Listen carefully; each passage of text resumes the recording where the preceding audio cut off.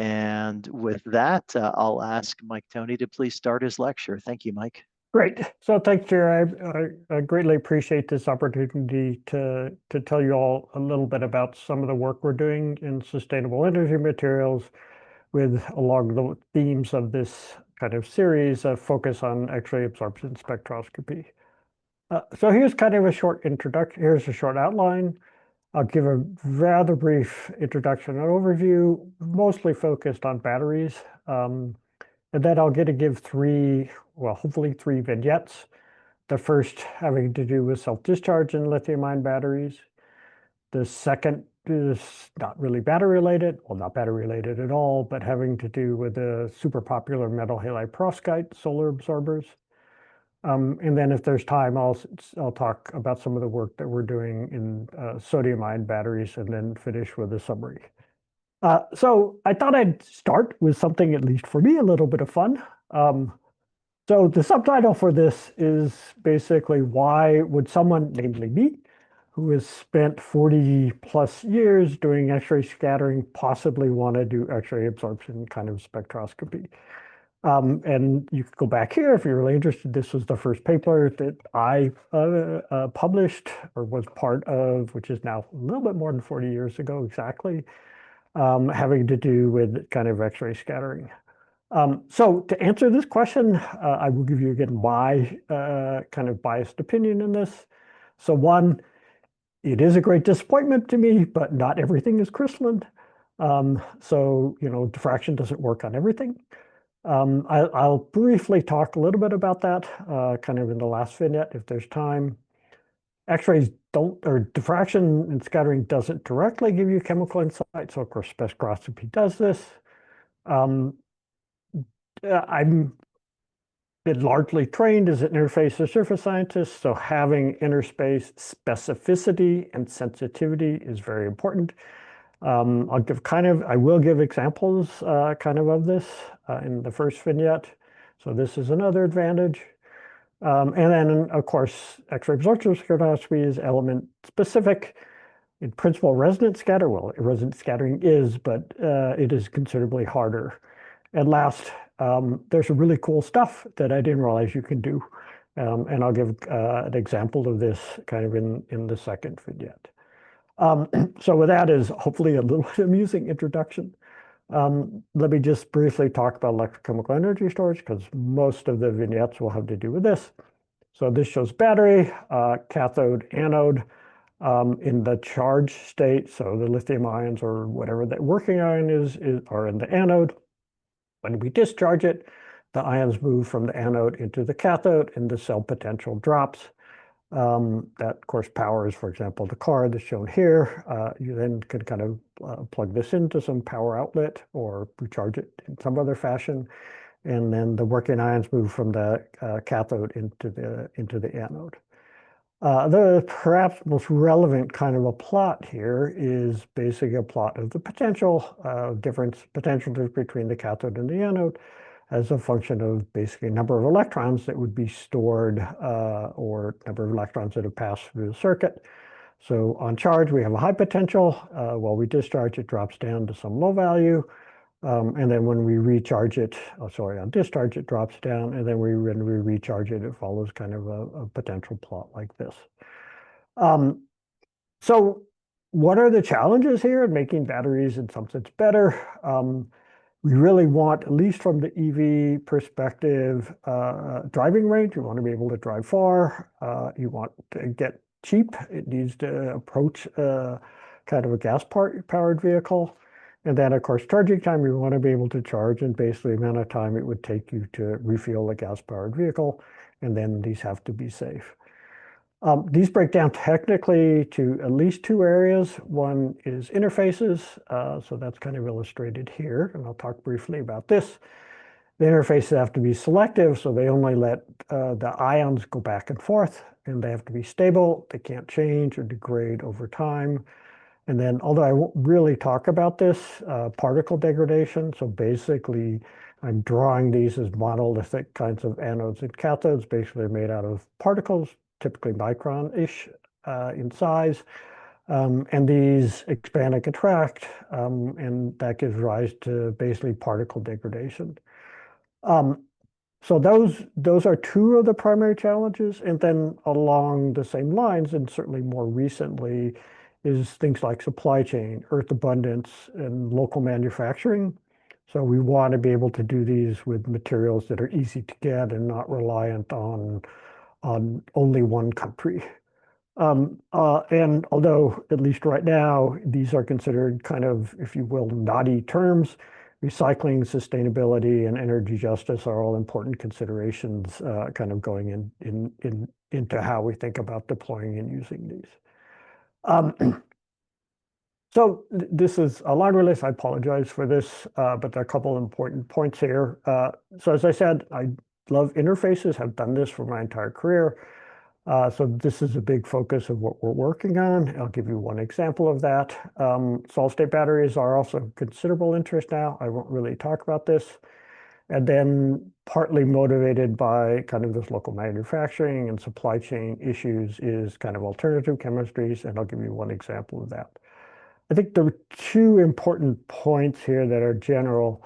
One is we strive for quantification when we can. And so if you do an electrochemical measurement, if you plot the potential versus capacity, you get very accurate values in terms of the amount of charge that flows, but you don't know what process it goes to. And so we using our X-ray diagnostics to basically disentangle the different possible processes that can go on to figure out the quantitative amount that goes into kind of charging and recharging the battery, and then the quantitative amount that goes into parasitic reactions. And this allows kind of targeting ways to improve the various components. And I'll give you an example or several examples of this. These are hard problems, so we often, almost always adopt kind of multimodal or multi kinds of measurement approaches to basically disentangle the various processes that are going on. So with that introduction, I'll now start with one of the vignettes. So I'm going to talk about this, excuse me, self-discharge in kind of oxide cathodes and how we found this surprising hydrogenation. So there's a big team kind of involved in this, that led by Gang Wang, who's now at Stanford, Lin Ma, who was at the Army, is now at UNC, and then Marshall Schroeder, Oleg Borodin, and Kang Zhu, all at the Army. And then my former postdoc, Kosh Steinruck, and this is actually wrong. He's not in Paderborn anymore. He's now in Jülich. So what's the problem? What problem are we trying to solve? So here's the transition metal oxides. These are lithium. Here's the transition metal. Here's the oxygen. When we charge this, these are pushed to very high potentials. So the lithium ions kind of come out, and there's basically an increase in the oxidation state of the transition metals. So these are now under highly oxidizing conditions. This is very reactive, very unstable. The electrolyte is kind of oxidatively unstable under these conditions. And this can lead to things like self-discharge. Basically, we're all familiar with this. We charge a battery, we forget about it, we set it out, come back a year later, and basically there's no capacity. So that's basically the self-discharge process. The voltage drops down and we lose capacity. So this has been well known in lithium-ion batteries for a while. So this is just one paper where they're plotting out potential as a function of time to basically based almost 500 hours. And you can see the cell potential drops and the capacity kind of drops as well. So the conventional model for this, which is not unreasonable, is you charge the electrodes, you remove the lithium ions from the cathode. They're sitting both in the anode, which would be up here, and in the electrolyte. So it's not unreasonable to assume that some of the lithium ions diffuse from the electrolyte back in, and this basically drops the capacity, if you remember my potential capacity plot. And this is really the cause of basically the self-discharge process. So we wanted to try to probe that, see if it was consistent. And in all of the cases, the electrolytes we're using are either cyclic or linear carbonates. We're using ethylene carbonate and ethyl methyl kind of carbonate. And then these are all very conventional. lithium ions, and then the hexafluorophosphate PF6 kind of anide, which will be a little bit important later on. So we want to kind of understand this. So we first kind of probe the self-discharge process. So these are now kind of conventional nickel, manganese, cobalt, oxide cathodes with 50% nickel here, 30% manganese, and 20% cobalt. So these are now charged up to some potential, and then we basically go to open circuit and measure the potential drop as a function of time up to 400 hours. And the higher we go, so this is the potential that is being charged to, and then the higher we go, the bigger kind of the potential drop. Not kind of surprising. This is kind of what we'd expect. So to kind of understand what's going on, we turn to soft X-ray spectroscopy for the nickel edge. So this is the nickel L3 edge. And these are now the samples after they have been immersed. They're not actually in operanda or in situ experiment. So these were then immersed and then measured. And not surprisingly, you kind of see a shift in the spectral rate to higher energies or to the right, which is kind of as those of us who teach classes on X-ray absorption spectroscopy point out, kind of due to oxidation of, in this case, the nickel. So this is what we expect. What was quite surprising, though, is if we now, so this is done in fluorescence mode, so roughly 100-ish to 200-ish nanometer kind of probing depth. If we turn to total electron yield, roughly now 50 nanometer-ish, 5 nanometer-ish probing depth. What we see was quite surprising.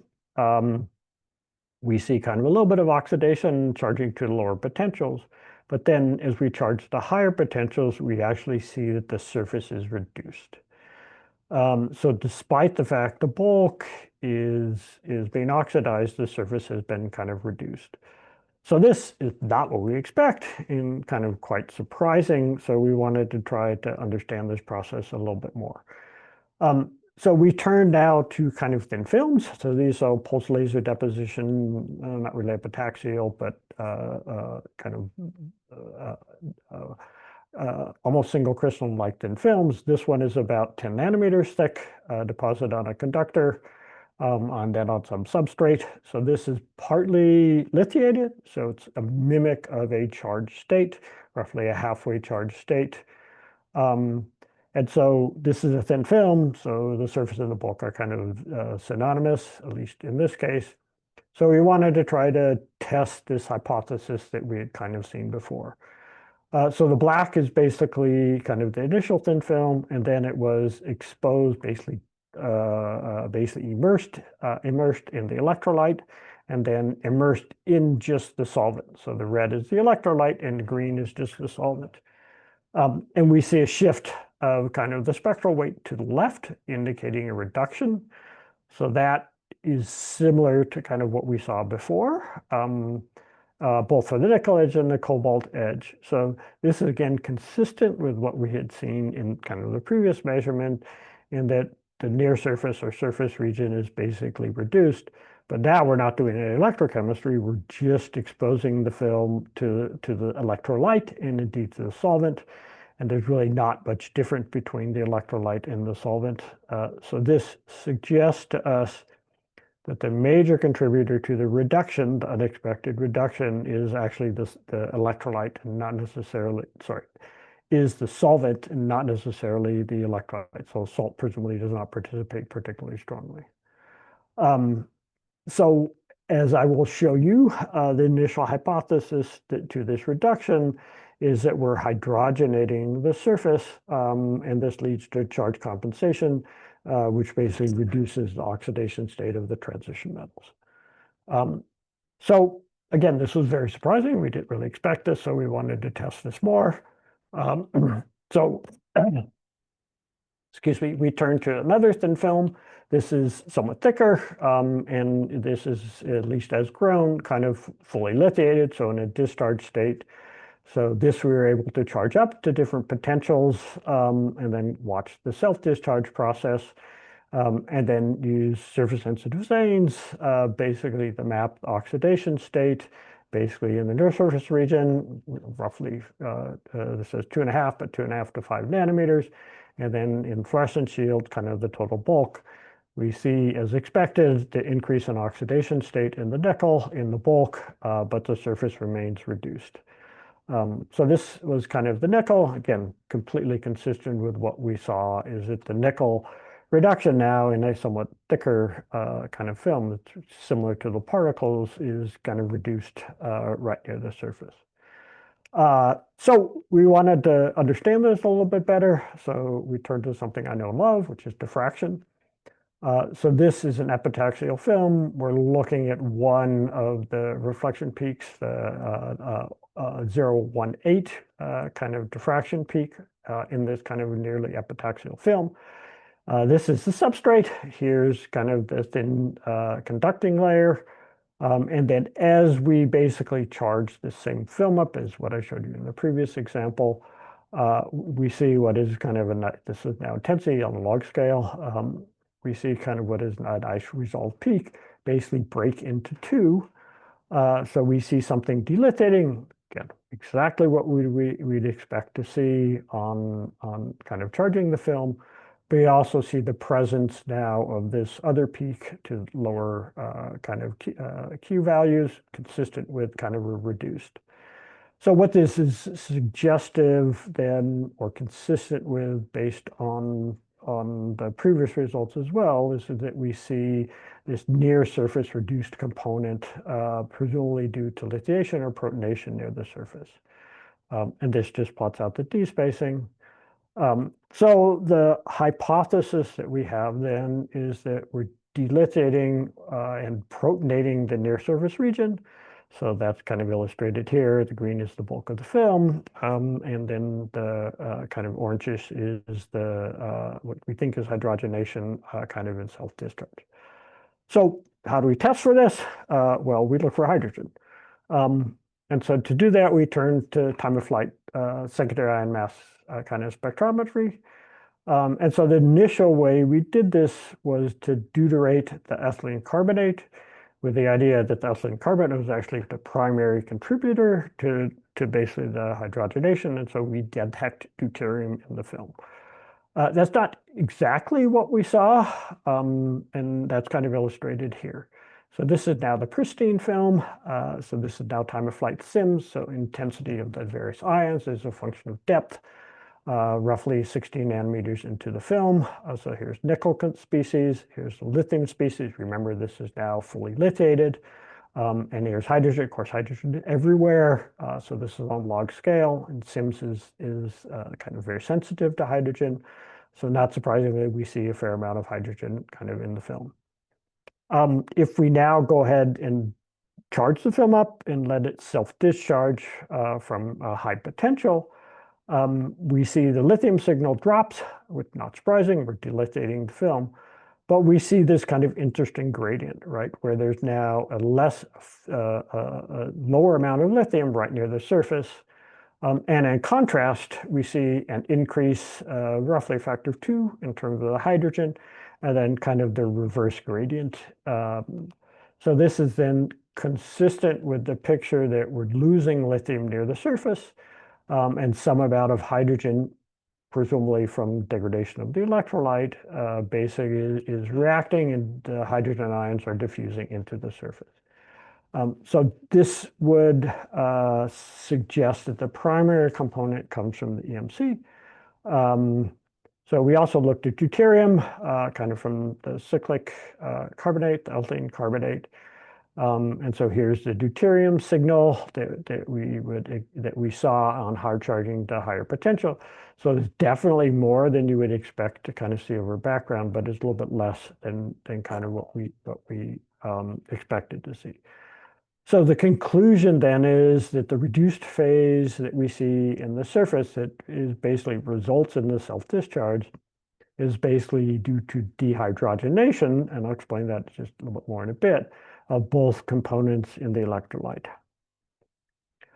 So we confirm this basically with DFT done by the Army Research Lab. So they're mimicking now a specific facet of the transition metal oxide. And what they see is allowing either the EMC or the EC to come to the surface. they see there's a loss of energy then as there's a transfer of the hydrogen atoms from the electrolyte onto the surface. So this just shows the bonding of the hydrogen onto the surface. This creates things like vinyl carbonates, which then diffuse back, at least in principle, into the electrolyte. The hydrogens that are placed onto the surface, then basically the electrons from the hydrogens will basically reduce the transition metals.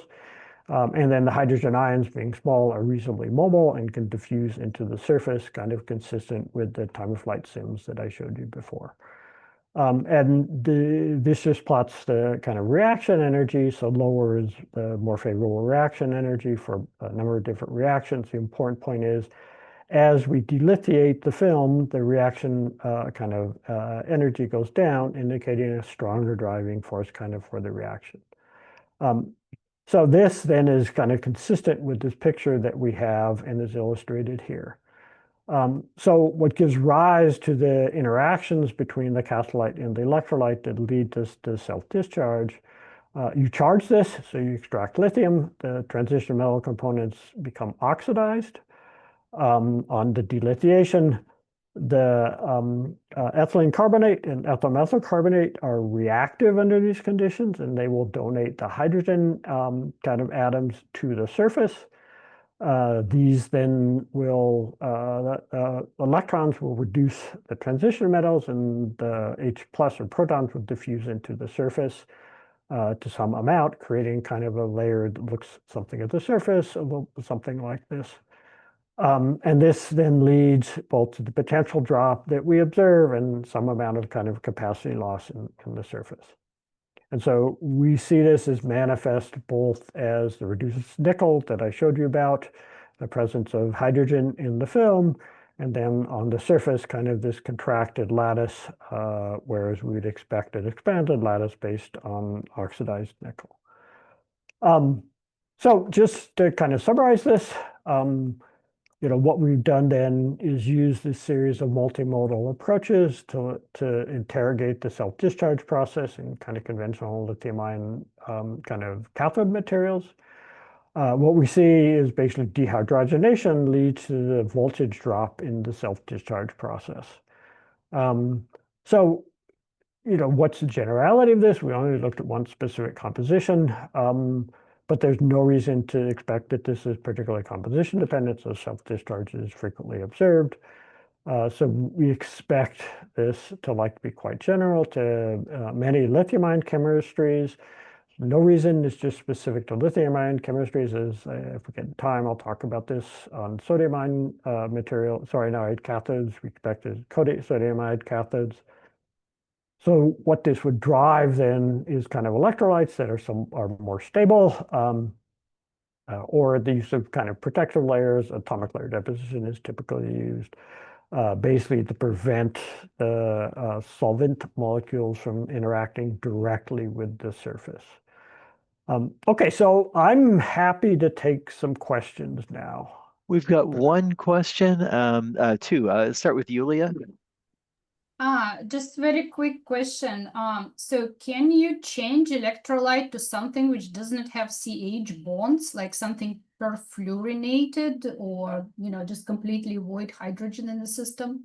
Yeah, I don't think you can completely avoid it. There certainly is work being done on fluorinated electrolytes, and that is kind of the conventional approach that the community will take for a number of reasons to developing kind of interfaces that are more stable.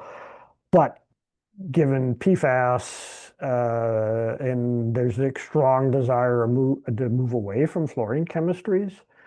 So I think this is consistent with that kind of an approach, but it's hard because fluorine would be a strong candidate, but it's probably not the best from the environmental perspective.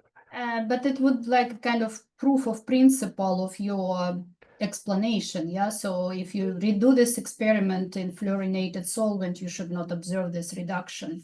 This is correct. We have not done that, but that's a good suggestion. Thank you. All right. Yang Ha has a question. Hi, Mike. I'm sure you know this. So in the field, there is another theory is that at high voltage, there's going to be some oxygen loss at the surface. Yes. But I personally believe it's like actually a combination of both, where like either you gain hydrogen or you lose the oxygen. This happening at the surface, especially at high potential. So my question for you is, have you tested uh, other metals like cobalt or manganese parallelly, systematically, like you did in the study? We have not done the same experiment on kind of alternative metal chemistries. We did look, go back to the diffraction, we did look for nickel oxide in this experiment, which I think would be somewhere down here. I don't quite remember. And it was below our detection limit. So that doesn't, of course, rule it out. And I would expect, again, the modeling was done on the 532 kind of composition, but I would expect this phenomenon to be reasonably general. But we've not checked this in other chemistries. Thank you. Cool, good question. Okay, Mike, you should continue. Okay, that sounds great. Okay, so I'm going to switch gears now entirely before coming back to batteries. And I'm going to talk about kind of the super popular metal halide perovskite solar absorbers. So this is work that was largely done by my postdoc at the time, now research associate Nick Weddock. Ty Sterling, actually, he's now Dr. Ty Sterling in CU Physics, and Julian Vihils, who's at Cal. And then a number of different collaborators, including Dmitry Reznik in physics, in a number of different kind of institutions, and most importantly, from the XAS perspective, Bud Bridges. So a lot of the initial work was funded by our EFRC, but some of what I'll talk about at the end was done by our the SDC that we're part of, and here are the students who are involved kind of in this.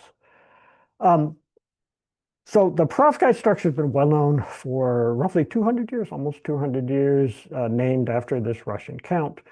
So it basically consists of A, B, X kind of a structure. Conventionally, X is an oxide or oxygen, but more, and it adopts this kind of structure, which is illustrated here with these octahedra, which are kind of shared by the corners, and then a large A site, which is the site, the calcium sitting in the middle. Over the last roughly 15 years, although these certainly date back, a lot more than that, nearly a half a century, the halide perovskites have been of interest because they are base solution processable, so you can make them smooth coating or blade coating, and they have these super high power conversion efficiencies, and then can be used in tandems. So this kind of linked corner shared octahedra is similar to the normal perovskite structure. So these all have lead as the B site, so the center of the cation. Halide as basically the anion, typically iodide. I'll show you both iodide and bromide for the most part. And then because lead and at least iodide or bromide are large ions, you need a bit large A site cation, basically occupying space. These are often organics, and the focus that I'll be on is the methylammonium ion, whose chemical structure is kind of shown over here and has a single oxidation state. I'll talk briefly at the end about other kind of alternatives, but at least the initial part of this kind of video will focus on kind of this cation. So we want to kind of understand the lattice structure in these kinds of materials, because of course it has a strong impact on a number of the physical properties, particularly optoelectronic properties. So within that context, it's important for reasons that will become apparent in a minute to look at kind of the phases and phase transitions that are formed. So at high temperatures, it's very common with all the perovskites, you have this kind of globally average cubic structure. That's kind of illustrated best here. The A site molecular cation is disordered, largely disordered. And then the iodides basically have a lot of vibrational motion or really rotation in the octahedra. As we cool down and transition temperatures are written here, we go into a tetragonal phase where you have basically one octahedral rotating this way and the other octahedral rotating that way, moving into tetragonal phase. And you can kind of see these rotational differences or out of phase rotations of the octahedra that then in this, at least in this particular phase, are out of phase as you move into the plane. And then then lower you go into basis or thrombic phase, which I'm not really going to discuss at this point. However, these are global averages, and this picture can be deceptive. And one of the points of this is picture is deceptive in the sense that there's a lot of dynamics here. There's a lot of local structural variation, and those can have a big impact on kind of the functionality and actually have a determinant factor on the functionality.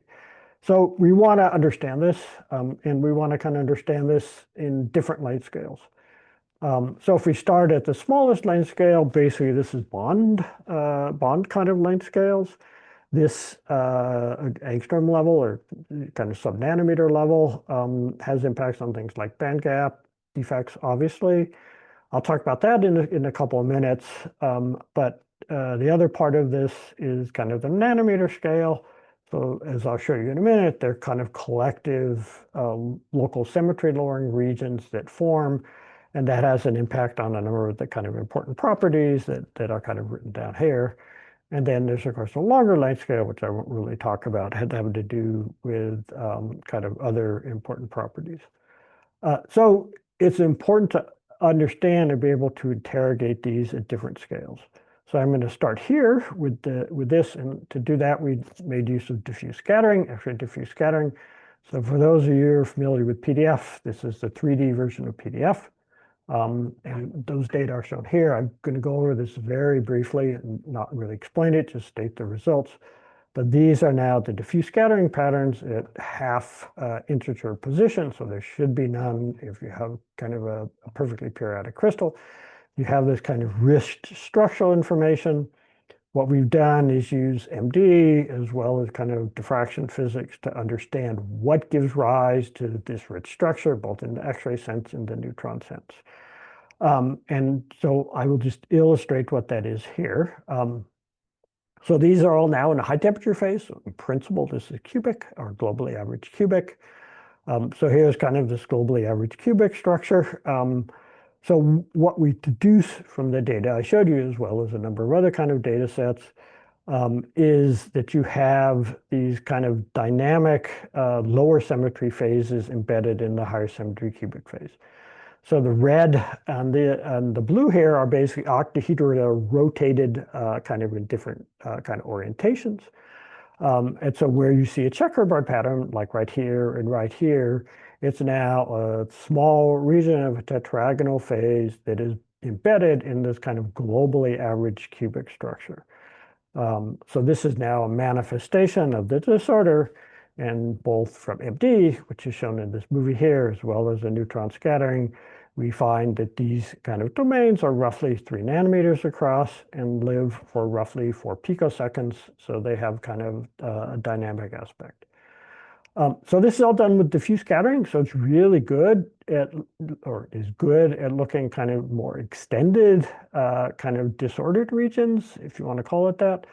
But it's not very good at kind of looking at the disorder within octahedra or basically between kind of octahedra. And that's the angstrom level kind of disorder that I discussed there. And so this is kind of what I'm going to talk about in the next, well, probably next, hopefully 10 minutes or so.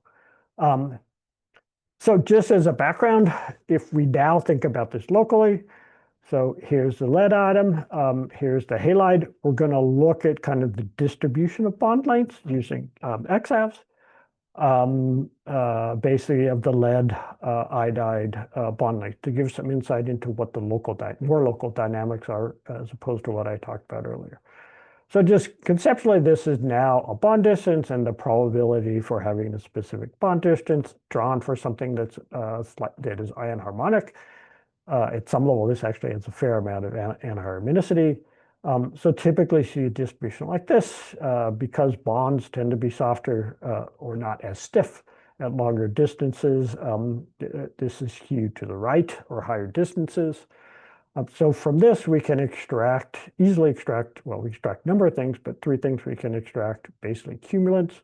One is what's the average distance? So that's kind of here, this what I'm calling R0, the average distance. There's also the mean. So this the mean square relative displacement, basically the width of this. So it will be the Debye-Waller factor. And then last, the so-called C3 parameter, which is the skewness, which is how kind of distorted from a symmetric structure or symmetric distribution function we have. And that's a manifestation now of kind of the anharmonicity. So as I said, these can be extracted basically by cumulant expansion. And so if we just now focus on this mean square displacement, there are kind of 3 components, a static, a 0-point motion, and then a temperature-dependent part. The temperature-dependent part becomes linear at high temperatures, so sigma squared versus T is linear. And the point where it becomes linear is basically a temperature where the phonon modes become active. And from the slope of this, and I'll show you this, you can extract what is basically an effective spring constant between the lead, in this case, and the halide, for us, it'll be iodide or bromide. And so that gives us a measure of how stiff, basically, the lattice is. And then if we look at the static component, basically the T equal to 0 kind of extrapolation, subtracting off the 0 point, there's an intrinsic and extrinsic contribution. So basically, how good is your crystal? And how big is this intrinsic kind of disorder? So some of you may have heard of this kind of polymorphous picture. So this is kind of a manifestation of, or would be a manifestation of the extent of polymorphism at the lowest temperatures that we can actually access in the measurement or extrapolate in the measurement. We're going to use actually XAS to do this. In principle, you can get this from XAS or from total scattering. Not in this system, but in other systems, we've done both. And it turns out that XAS is, they both have their advantages and disadvantages. XAS in this particular sense tends to be a little bit more sensitive to the disorder parameter. You all know about XAS. I'm not going to really talk about that, but I should call out Bud Bridges, picture shown here. He's been kind of the go-to guy that we've used to kind of help us with this kind of analysis. And that gets back to kind of, I think, the second or third slide I showed. He was showing us something that was really cool that I didn't expect we'd be able to get. So it was really great to be able to learn from him about this. I don't have a lot of time, running out of time, but this is some representation of the XAS equation. So here's kind of, well, this is K times chi of K. There's this kind of sine term, the normal oscillatory oscillatory with K, giving the bond length or average bond length. There's then the disorder parameter that we extract from the XAS equation, and then the C3 parameter comes in with basically K cubed term. And so that's how we extract the C3. At least in the initial part, I'm going to focus now on the kind of root mean square amplitude that we kind of get out of this. So this kind of shows you the data. So this is now the root mean square. This is methylammonium lead tribromide.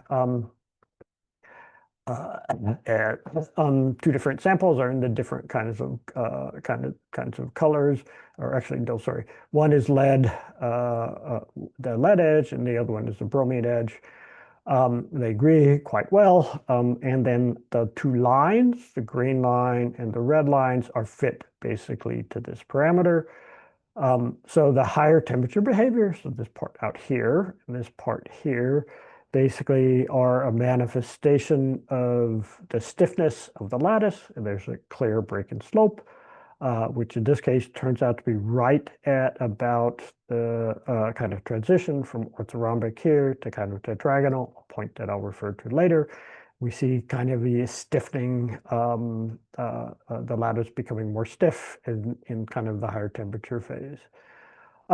We can extract kind of from the slopes of these basically what the stiffness is. So in, let's try to remember which, this particular phase, the lattice is stiffer. Again, I don't expect you to have intuition for these units, but these actually, if we compare to something like germanium, are roughly a factor of 5 smaller.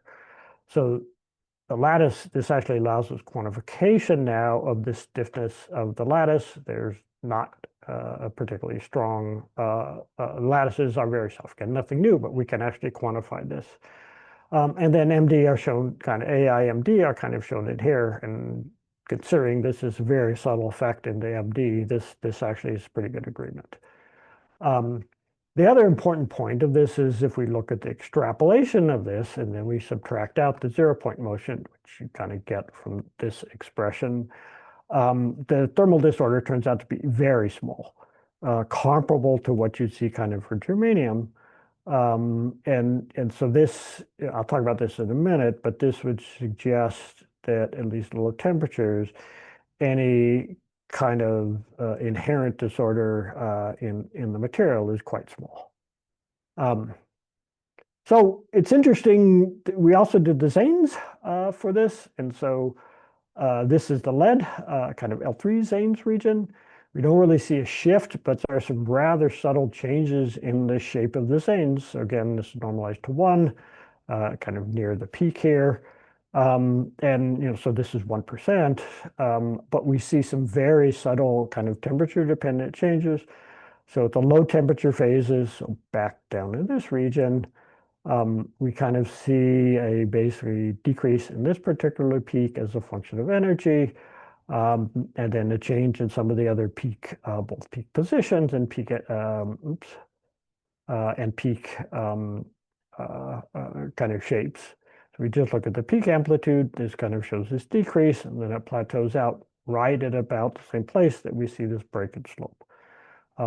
Similar to the kind of the peak position, I think it's this particular peak again. And so this suggests then some subtle reorientation or rearrangement of lead orbitals that can rise to this feature. We speculate that this is basically due to the lack of hydrogen bonding. Hydrogen bonding is reasonably well established in low temperature phase. As you go into this high temperature phase, and the organic cations start to rotate a little bit more, basically they lose their hydrogen bonding, and it has a very subtle manifestation on kind of the oxidation state of the lead. So we've now done this for a number of different kind of A-site cations. So the methylammonium is the one I showed you here. There are a number of other cations you can use in here, all of them pretty large. So cesium and formandinium, so I'm not showing you chemical formula for formandinium, basically another large or larger than than methylammonium organic cation.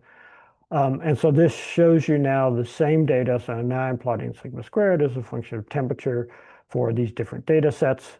The purple and the light blue are the methylammonium, which I showed you before. Cesium basically does not have a break and slope. The transition is much, much higher than this. The slope is a little bit different than some of these other cations. I'll show you a table of this, but the disorder you extrapolate is somewhat lower. Formandinium is shown in here. We again see a break and slope at this transition temperature, but it's the opposite way. So here we go from softer to stiffer. Here we go from kind of, I guess, stiffer to softer, which we don't really have an explanation for, but kind of is an interesting observation. And again, it's saying more or less the position where this transition temperature should occur. You also notice that as we extrapolate kind of this athermal disorder or static disorder is significantly larger in Fa than in the other ions. And interestingly, there is a break in slope, right? These 2 points, which are, I think, about 10 degrees, a little below 10 degrees, basically fall off. It was surprising when we observed this, but we went back and double checked, and it is in fact reproducible. I'll kind of return to that point in just a minute.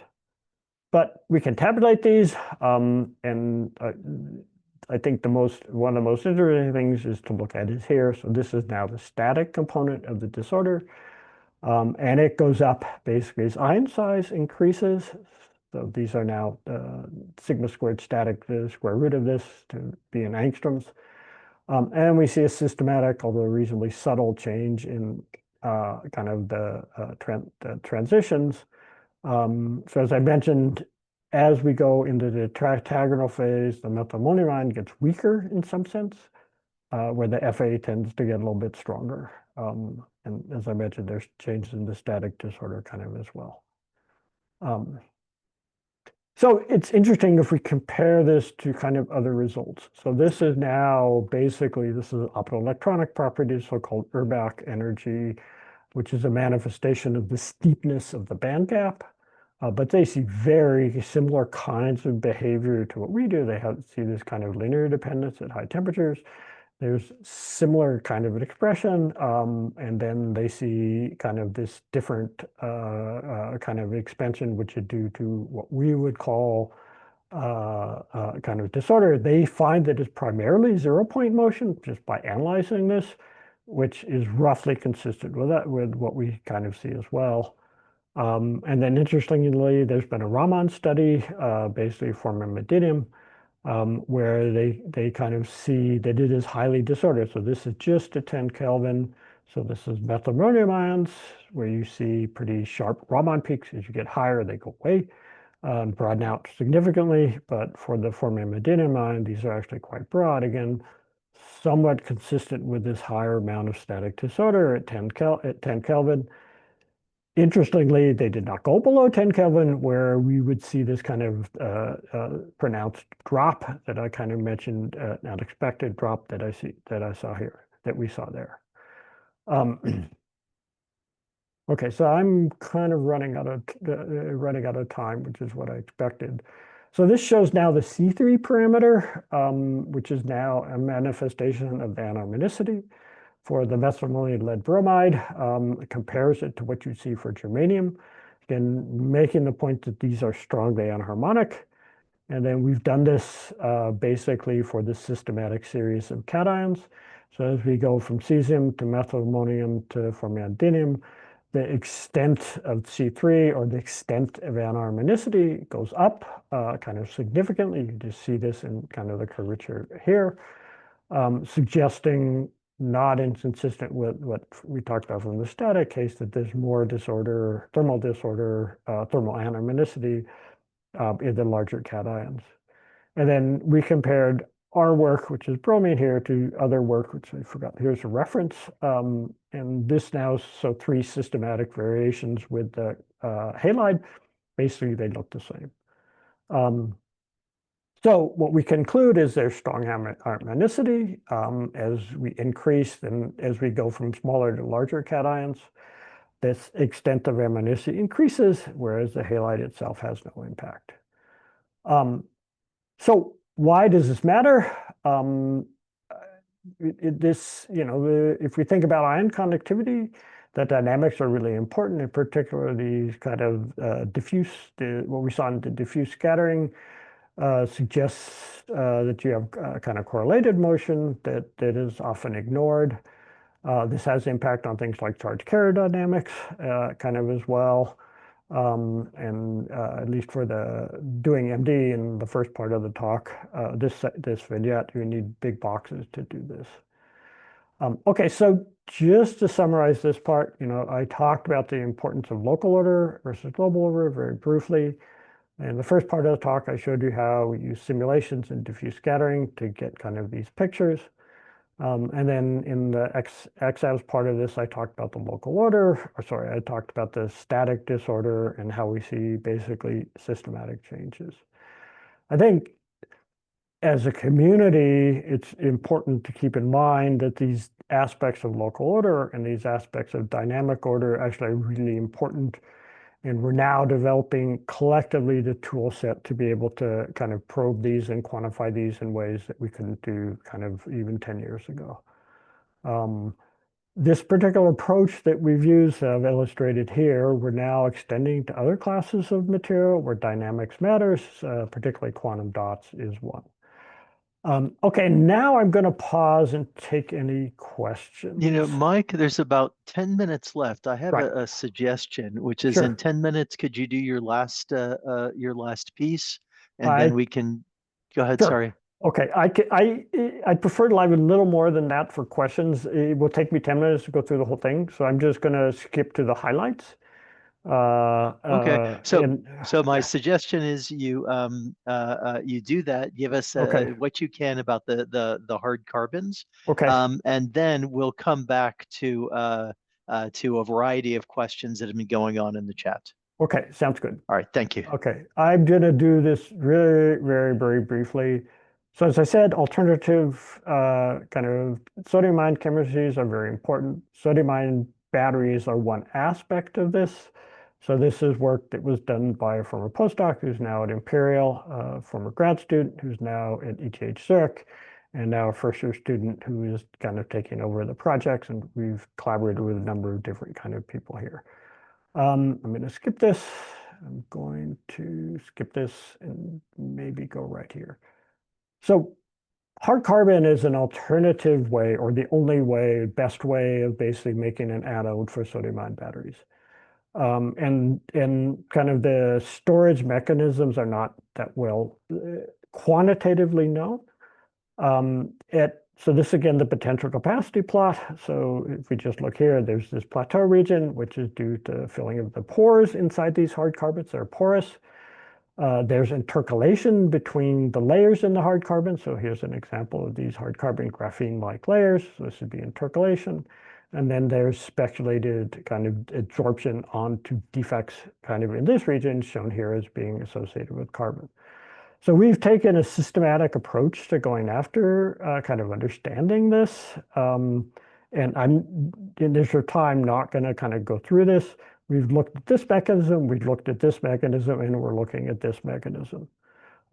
So I'm just going to focus now on this part. So this is now primarily happening kind of in this higher potential regions, and where the speculation is their adsorption onto defects. So I'm going to skip a bunch of stuff. So there's some XAS if people are interested, and go right here. So this is work that Lauren has done, and quite recent. And so now the focus is on ex situ oxygen K-edge measurements in a series of samples where the different pyrolysis temperatures. And as we move down, we're actually sodiating the material as well. So there are known oxygen defects in these kind of materials. And so what we see as we start to sodiate is kind of this pi star A, or the lower energy pi star peak, starts to diminish. You can see that pretty clearly here as we're starting to put sodium in it. The primary drop is kind of at these higher potentials where we think their adsorption onto defects. And then the pi star B peak, which is at the higher energy state, basically starts to kind of go up. What the speculation is that we have sodiation that's associated with the sodium ions basically absorbing near the oxygens, and that basically kind of fills the pi star A states, and due to kind of the formation of this ionic bond, and that's what leads to kind of the drop in this state. And then that empties out or makes it possible for kind of transitions into the pi star B state. So I'm partly showing this because if anybody has an insight to this or seen similar things, I'd appreciate any comments to this. We're still in the process of kind of understanding this. And I'm going to skip this and kind of go here. Okay. So what I try to do is to give you a sense of how we've used XAS in a number of different kinds of materials for sustainable energy, ranging from batteries up to kind of perovskite, photovoltaics, and I've listed here kind of the primary conclusions. And then last, just to thank the funding agencies, all the students who've done the work, just a very short list of some of the collaborators kind of as well. And then thank you for your attention. Again, I'll happily answer any questions. That's very nice, Mike. Thank you. Anatoly, you had some questions about the extended XAS information extraction. Thank you very much. Mike, thanks very much for the very interesting talk, and we will have no time to discuss it. I just wanted to mention one aspect that caught my interest is the use of harmonic or quasi-harmonic approximation in Einstein or debye model to interpret the sigma square. And it was the slide that you just showed. And Yeah. we also did the work in this type of materials with Fa molecules, and you cited us as a sink at all in the previous slide. And we observed very strong coupling, dynamic coupling between the organic molecule and perovskite. And we showed by showing vibrational density of states plot that the model will just not be applicable. So yes, you can extract something from the fit to static disorder plus linear term or exponential term for the 0-point motion, but I personally don't think that they have meaning of those quantities because this is like effective approximation over something that is much more complex. So I think that the direct way to do it by starting with molecular dynamics or some vibrational like dynamic matrix approach can be used to simulate data and compare with experiment, and that will have all the answers. But because we don't have time, since I had to jump to another meeting, I suggested that Nicholas Vidok from your group can reach out to me if he wants to continue the discussion. We can do it later. Okay, no, that would be super helpful. This is actually really important because some of the other students are starting to send some of the quantum dots. But we will definitely reach out. Thank you very much. Thank you. Okay. Seeing if there are any other questions, we are at end of time, but that doesn't mean we can't run a few minutes over. And people look really content. That was a really nice talk. Great choice of topics. And I'll stop the recording, and people can talk informally for a few minutes. Peter, go ahead. Yeah. Yeah, thanks for